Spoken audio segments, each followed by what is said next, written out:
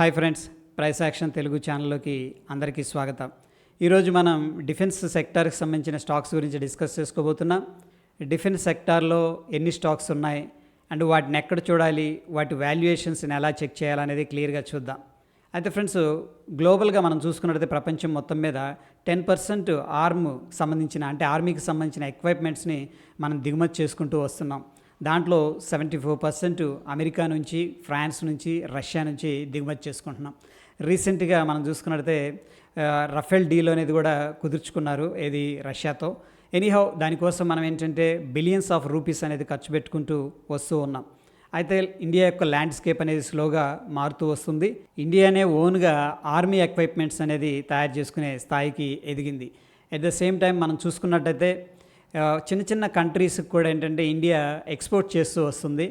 అయితే ముఖ్యంగా India army పరంగా చాలా స్ట్రాంగ్గా ఉండాల్సిన నెసెసిటీ అయితే ఉంది. ఎందుకంటే మన చుట్టూ చూసుకున్నట్టయితే నైబర్స్ ఎప్పుడు కూడా జియోపొలిటికల్ ఇష్యూస్తో వాళ్ళు కానీ ఇద్దరి మధ్య ఎక్కువగా ఈ యొక్క డిస్టర్బెన్స్ అనేది కలుగుతుంది. ముఖ్యంగా చైనా, దాని తర్వాత పాకిస్తాన్. ఎనీహౌ ఫ్రెండ్స్, ఇక్కడ డిఫెన్స్ సంబంధించిన స్టాక్స్ని మనం చూసే ముందు screener.in అనేది గూగుల్లో సెర్చ్ చేసినట్టయితే screener.in అనేది రావడం జరుగుతుంది. మనందరికీ తెలిసిందే, ఒక స్టాక్ అనేది మనం ఇక్కడ సెర్చ్ చేసామనుకోండి. For example HAL, Hindustan aeronautics limited, ఇది డిఫెన్స్కి సంబంధించిన స్టాకు.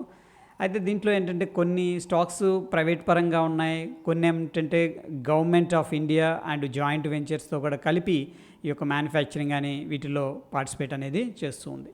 సో ఇక్కడ మనం కిందకి వెళ్ళినట్టయితే పీర్స్ అని ఉంటుంది.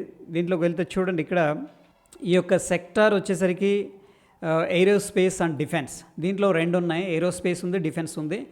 సెక్టారు ఇండస్ట్రీ రెండు వేరు అనమాట. సెక్టార్ ఏమో బ్రాడ్గా క్లాసిఫై చేస్తుంది. దీన్ని మనం ఎలా అండర్స్టాండ్ చేసుకోవచ్చు అంటే, for example auto manufacturing industry ఉందనుకోండి, దాంట్లో 2 వీలర్స్ వస్తాయి, 3 వీలర్స్ వస్తాయి, దాంట్లో ప్యాసింజర్ వెహికల్స్, కమర్షియల్ వెహికల్స్, ఈ విధంగా ఉన్నాయి.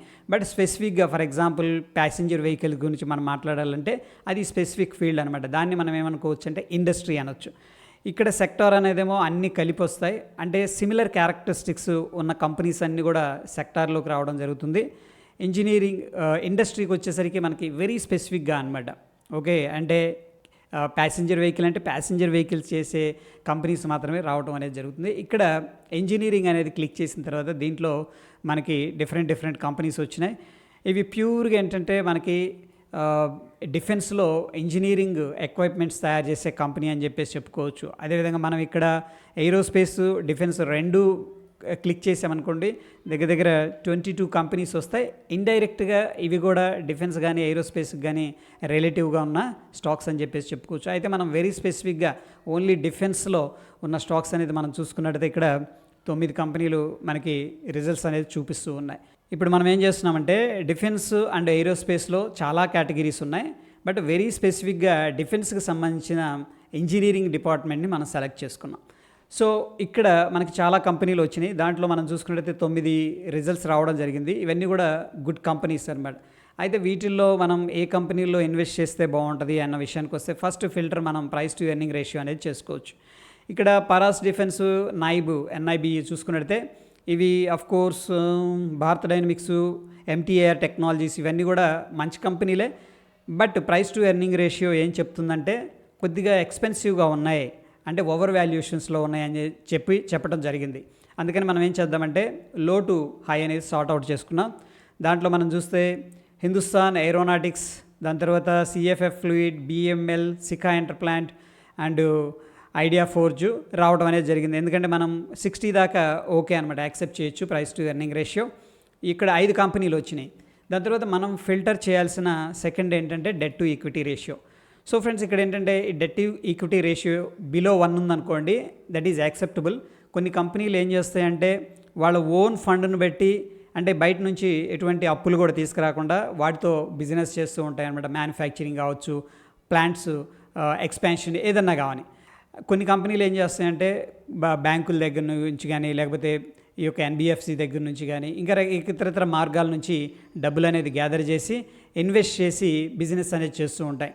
ఇటువంటి కంపెనీలో ప్రాబ్లం ఏంటంటే బయట నుంచి అప్పులు తీసుకురావడం వల్ల వడ్డీ అనేది కట్టాల్సి వస్తుంది, అంటే వాళ్ళకి వచ్చిన ప్రాఫిట్లో.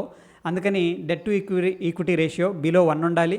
ఇంకా ఎంత తక్కువ ఉంటే అంత మంచిదని చెప్పేసి మనం చెప్పుకోవచ్చు. ఇక్కడ మనం ఫిల్టర్ చేసుకున్నట్టయితే చూడండి, డెట్ టు ఈక్విటీ రేషియోలో కూడా ఫిల్టర్ చేసుకోవచ్చు. అయితే దీంట్లో శిఖా Interplant, Bharat dynamics, Hindustan aeronautics ఈ 3 కూడా జీరో డెట్ కంపెనీస్. దాని తర్వాత India forge, idea force BML కూడా ఓకే, ఎందుకంటే 0.03 ఓకే యాక్సెప్టబుల్. కోర్స్ మొత్తం మీద మనం చూసుకున్నట్లయితే హైయెస్ట్గా ఎన్ఐబిఈకి ఎక్కువ డెట్ ఉంది, బట్ స్టిల్ బిలో 1 ఉంది కాబట్టి అన్నీ కూడా as per the debt to equity ratio eligible అనమాట.